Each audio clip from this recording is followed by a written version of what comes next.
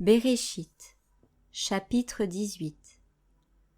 Yahweh lui apparut dans les plaines de Mamré, comme il était assis à la porte de sa tente pendant la chaleur du jour.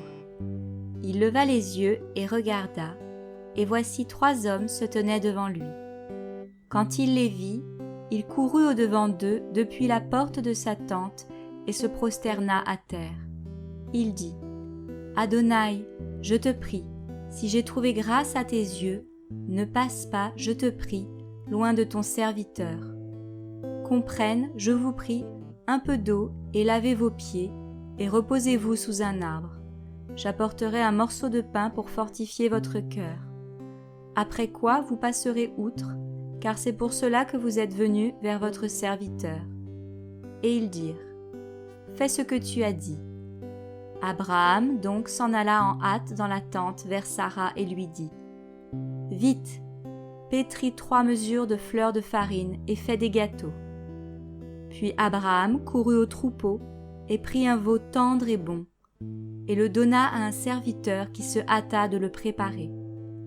Ensuite, il prit du beurre et du lait, et le veau qu'on avait préparé, et le mit devant eux. Il se tint auprès d'eux sous l'arbre, et ils mangèrent. Et ils lui dirent : Où est Sara, ta femme ? Et il répondit : La voilà dans la tente. Et l'un d'entre eux dit : Je reviendrai vers toi au temps du renouveau.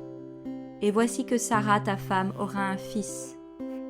Et Sara écoutait à la porte de la tente qui était derrière lui. Or, Abraham et Sara étaient vieux, très avancés en âge, et Sara n'avait plus ce que les femmes ont coutume d'avoir. Et Sara rit en elle-même et dit : Maintenant que je suis vieille, et mon Seigneur aussi est vieux, aurais-je encore des désirs ? Et Yahweh dit à Abraham : Pourquoi Sara a-t-elle ri en disant : Enfanterai-je vraiment et réellement, moi qui suis vieille ? Y a-t-il quelque chose qui soit difficile pour Yahweh ? Je reviendrai vers toi au temps fixé, au temps du renouveau, et Sara aura un fils. Et Sara le nia en disant : Je n'ai pas ri, car elle avait peur. Il dit : Non, car tu as ri. Et ces hommes se levèrent de là et regardèrent vers Sodome. Abraham alla avec eux pour les accompagner. Et Yahweh dit : Cacherai-je à Abraham ce que je vais faire ? Abraham deviendra une nation grande et puissante, et toutes les nations de la terre seront bénies en lui.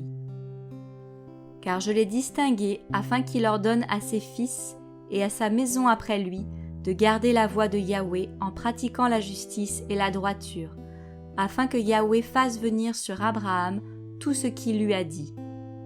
Et Yahweh dit : Le cri de détresse contre Sodome et Gomorrhe est grand, et leur péché est extrêmement pesant. Je descendrai maintenant, et je verrai s'ils ont agi tout à fait selon le cri qui est venu jusqu'à moi. S'il n'en est pas ainsi, je le saurai. Ces hommes, donc, partant de là, allèrent vers Sodome. Mais Abraham se tint encore devant Yahweh. Et Abraham s'approcha et dit : Feras-tu périr le juste avec le méchant ? Peut-être y a-t-il 50 justes dans la ville. Les feras-tu périr aussi ? Ne pardonneras-tu pas à la ville à cause des 50 justes qui sont au milieu d'elle ? Loin de toi de faire cette chose-là, de faire mourir le juste avec le méchant, en sorte que le juste soit comme le méchant. Loin de toi. Celui qui juge toute la terre, ne fera-t-il pas justice ?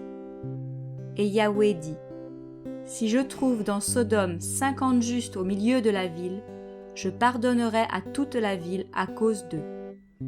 Et Abraham répondit en disant : Voici, j'ai pris maintenant la hardiesse de parler à Adonai, moi qui ne suis que poussière et cendre.